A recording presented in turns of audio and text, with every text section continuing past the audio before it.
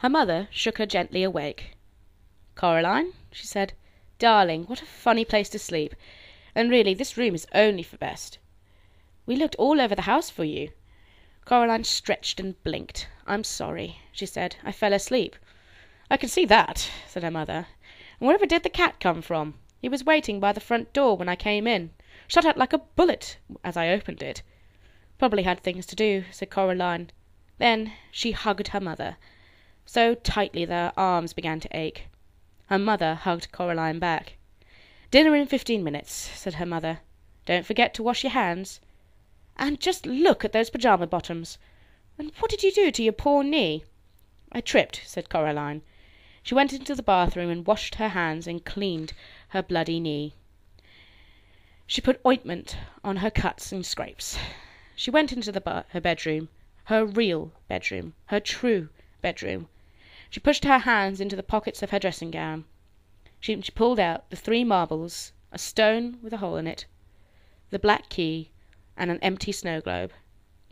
She shook the snow globe and watched the glittery snow swirl through the water to fill the empty world. She put it down and watched the snow fall, covering the place where the little couple had once stood. Coraline took a piece of string from her toy box and she strung the black key onto it. Then she knotted the string and hung it around her neck. "There," she said. She put on some clothes and hid the key under her t-shirt. It was cold against her skin. The stone went into her pocket. Coraline walked down the hallway into her father's study. He had his back to her, but she knew, just on seeing him, that his eyes, when he turned round, would be her father's kind grey eyes. And she crept over him and kissed him on the back of his balding head. "Hello, Coraline," he said. Then he looked round and smiled at her. "What was that for?" "Nothing," said Coraline. "I just miss you sometimes, that's all." "Oh, good," he said. He put the computer to sleep. He stood up, and then, for no reason at all, he picked Coraline up, which he had not done for such a long time, not since he had started pointing out to her that she was much too old to be carried, and he carried her into the kitchen.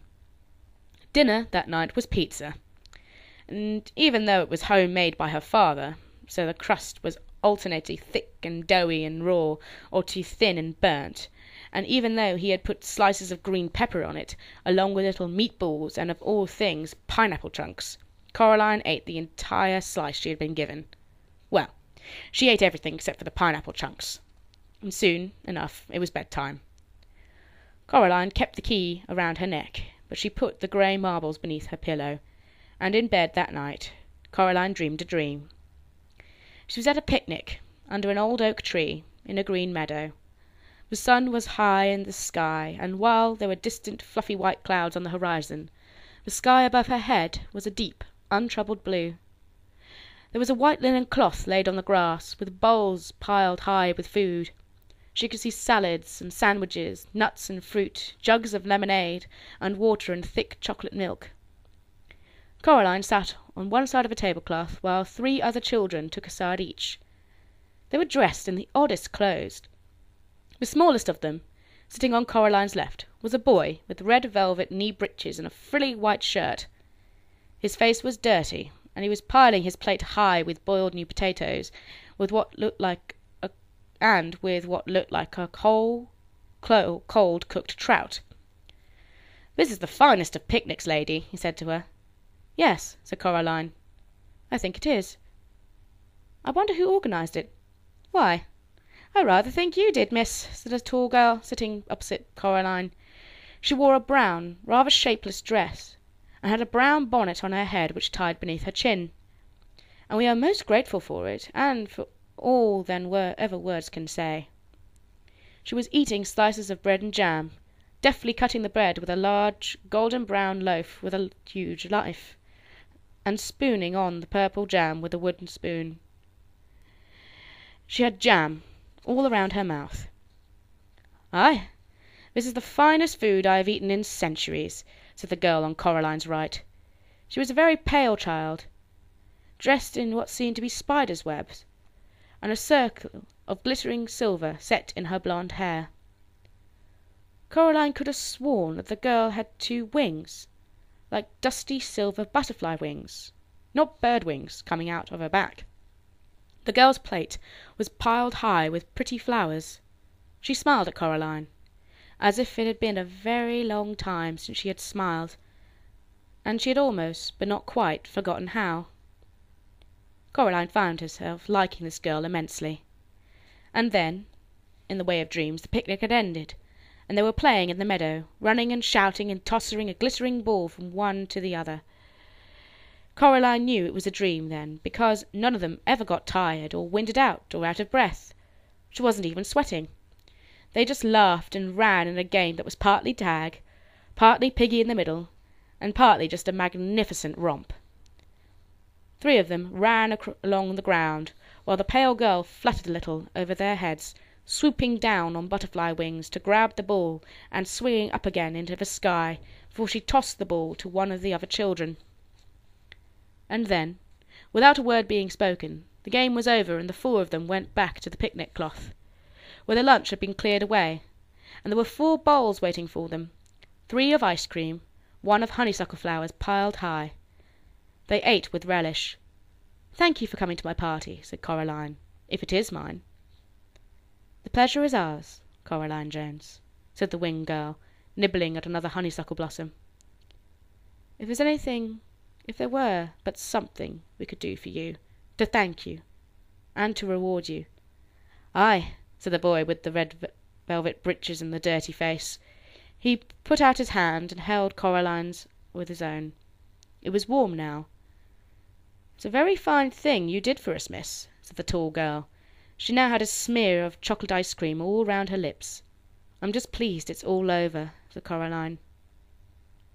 Was it her imagination, or did a shadow cross the faces of the other children at the picnic? The winged girl, the circlet in her hair glittering like a star, rested her fingers for a moment on the back of Coraline's hand. "It's over and done with for us. This is our staging post. From here we 3 will set out for our uncharted lands, and what comes after no one alive can say." She stopped talking. "There's a but, isn't there?" said Coraline. "I can feel it like a rain cloud." The boy on her left tried to smile bravely, but his lower lip began to tremble, and he bit it with his upper teeth and said nothing. The girl in the brown bonnet shifted uncomfortably and said, "Yes, miss." "But I got you 3 back," said Coraline. "I got Mum and Dad back. I shut the door. I locked it. What more was I meant to do?" The boy squeezed Coraline's hand with his. She found herself remembering when it had been her, trying to reassure him, when he was little more than a cold memory in the darkness. "Well, can't you give me a clue?" asked Coraline. "Isn't there something you can tell me?" "The beldam swore by her good right hand," said the tall girl. But she lied. "But my governess," said the boy, "used to say that nobody is ever given more to shoulder than he or she can bear." He shrugged as he said this, as if he had not yet made up his own mind whether or not it was true. "We wish you luck," said the winged girl, "good fortune and wisdom and courage, although you have already shown that you have all 3 of these blessings, and in abundance." "She hates you," blurted out the boy. "She hasn't lost anything for so long. Be wise, be brave, be tricky." "But it's not fair," said Coraline in her dream angrily. "It's just not fair. It should be over." The boy with the dirty face stood up and hugged Coraline tightly. "Take comfort in this," he whispered. "Thou art alive. Thou livest." And in her dream Coraline saw that the sun had set, and the stars were twinkling in the darkening sky.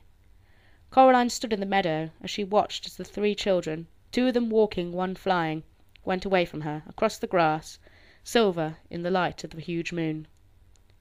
The 3 of them came to a small wooden bridge over a stream. They stopped there, and turned and waved, and Coraline waved back. And what came after was darkness.